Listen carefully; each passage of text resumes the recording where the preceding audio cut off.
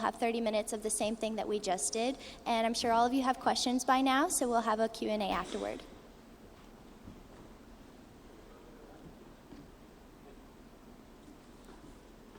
Thanks everybody for coming. My name is Tom, and time's a little short, so I'll get right to it. So I'm a secularist, and I sympathize with secularists throughout the world, and it has not been a good week for secularists. It's not been a good week for gays and lesbians throughout the world. It's not been a good week for a lot of people. We have 5 gay men thrown off a rooftop. We have twin suicide bombers. We have people praying for genocide on television.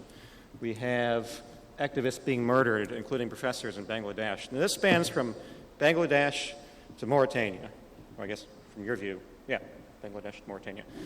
So many different cultures are spanned, many different traditions, many different economies and different political histories and different, everything. But there is a common denominator, and it's an unpopular opinion, but I do hold it, and I'll tell you how I arrived at it. And that would be that, yes, of course. It's the globally mainstream ideology that's causing what we're seeing, okay? And I'll explain that more in a second. So I'm going to give a brief introduction. I'm going to look at other potential causes of extremism that other people have proposed and provide a little bit of evidence for and against, and then examine what I call the bigotry of low expectations, which can result from misdiagnosing the cause of this very troubling situation. So again, my argument is that we have a common independent variable here that we should be interested in, and that is the ideology. We have the major components of the Islamic ideology: the Sirah, the life of the Prophet, the Hadiths, reputed sayings of the Prophet, some of which are authentic, some of which are less so, and the Quran, of course, the Meccan Quran, and then the Medinan Quran, which supersedes it.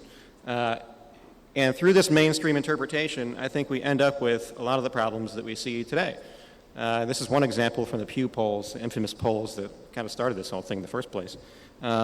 We see support for the death penalty for leaving Islam very high. Now, this is among people who favor Sharia, which is a smaller subset.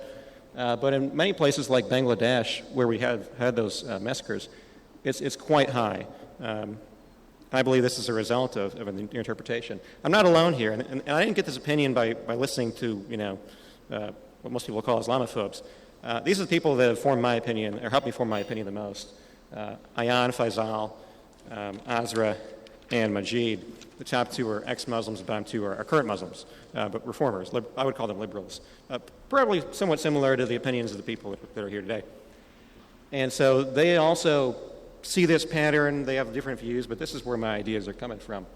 I have to give a disclaimer. A lot of people mischaracterize this as I don't like Muslims, or I should be criticizing Christianity, what about those crusades? Yeah. Well, that's not really applicable here, okay?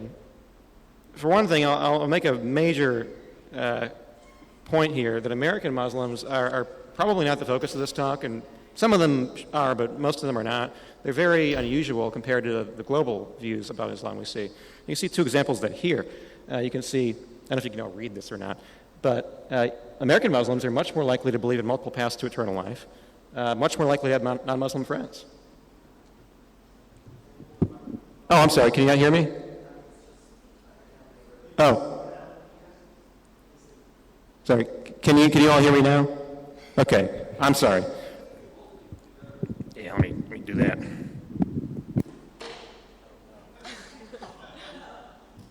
What about now? Okay, good. Even better. Okay, so I was talking about American Muslims, yes, and how many of them are on the leading edge of this, and it's very important that we don't forget that. We don't sort of wrap them up with these other views that I'll talk about in a minute. So, a lot of times I'll hear claims that, it's geopolitics, it's imperialism, the West was bad for a while, and now we're getting blowback, or we caused this somehow. We would expect a graph like this to be seen, right? We would expect, as we increase in imperialism and Western interventions, we should see an increase in extremist violence. And sometimes I hear things, too, about poverty. Poverty, these people are poor, so they're embracing extremism. They're excluded, so they're embracing extremism. And it's just never made a whole lot of sense to me. I don't see a graph like this when I examine closely social situations. So in terms of imperialism and Western policy, we say a lot of areas that have very high imperialism, but very low radical religious extremism. Latin America, Southeast Asia. The U.S. has supported horrible regimes throughout Latin America, obviously Vietnam. I mean, what can you say?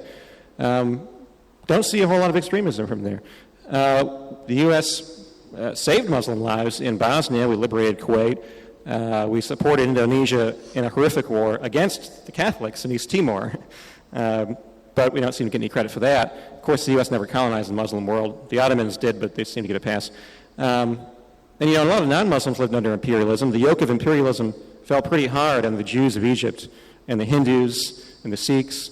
We just don't see the same level of extremism in this ideology that we see from Islam. And in terms of poverty, I don't see a whole lot of evidence for this either. Are Haiti, Peru, and Myanmar exporting more extremism than Saudi Arabia, Qatar, the UAE, very wealthy nations? Just don't see it. Many of the recruits to Daesh, ISIS, are wealthy and are well-connected. And rigorous scientific studies don't really show radicalization associated with poverty. They show it associated with wealth. And again, this is a little hodgepodge of some very prominent Muslims and scholars at that. And I've ranked them here using the Muslim 500, which is a list out of Jordan of the most influential Muslims, all Muslims, not just scholars. And we have al-Qaradawi praying for the death of the Jews. We have al-Tayyab defending crucifixion. Ali Goma signing death warrants for blasphemers. We have Salah al-Fawzan, who isn't in the top 50, but he's around the 60s, defending slavery back about 10 years ago. Al-Arif defending genital mutilation online. More popular Twitter account than Beyonce, Orion Seacrest. And if we misdiagnose this problem, and if we say it's not ideology and it's not doctrine, we can end up with what I think kind of exists today, which is a bigotry of low expectations, where Western society doesn't hold many Muslims to the same standards they would hold other faiths to. Okay. I'll go quick. So we're not protesting apartheid. We were protesting apartheid in South Africa, not to the extent that we're protesting human rights abuses in Saudi Arabia and Sudan. And a good example of this can be found in something I'm sure you all know, which is controversial artwork that's happened in the last probably 15 years now. So we have the Hebdo images and Postons right next to some very prominent Christian images. This is Piss Christ by Andre Serrano, Christophili's work, The Holy Virgin Mary, made with dung. And Western media was pretty coy about showing some of these images. And they defended it as, we don't want to show offensive images, this kind of thing. The New York Times said we don't show offensive images. And then 3 months later, they show Christophili's work. Once again, they've shown it before, too. So this is what I'm talking about, how when we say that it's not doctrine and so on, we're kind of suppressing those who want doctrinal reform, and we're sort of expecting less from people. And this is especially apparent when you look at images like this that are coming out of the Muslim world very frequently. Almost every week we see the most hideous anti-Semitic cartoons. And these are not low newspapers. We're talking Al Jazeera Arabic here. Fars, second most popular in Iran. Al-Watan, very popular newspaper. We see Jews drinking the blood of Kafirs, or rather Muslims, presumably. We see these conniving Jews taking over the world and so on. And I'm just wondering, why don't we protest this? Why aren't people getting all upset about, these images, but they'll get very upset. And Linda Sarsour was here just a few weeks ago and was very upset about Charlie Hebdo images. I don't see her getting as upset about these. I just wonder if it's just we have a different expectation, and that in and of itself is bigotry. And so, in conclusion, I'm going to say, ideas have consequences. If we can change the ideas, we can change the consequence. And American Muslims are doing this. And they deserve our support, especially reformers who are opposing this Salafist, Wahhabist, and conservative interpretations. And I think we have a lot of them in the U.S. We're very fortunate. And we got to combat, on one side, the conservative Muslims that are trying to oppress reform, and on the other side, well, I think you know who I'm talking about. He's about to win 5 states tonight in the primaries. So, not a great spot to be in, but there's a lot of hope. I'm sure I'm over my time. So, thank you very much. Any questions now or later, you can email us, put me in the subject line for Tom or something. Thank you.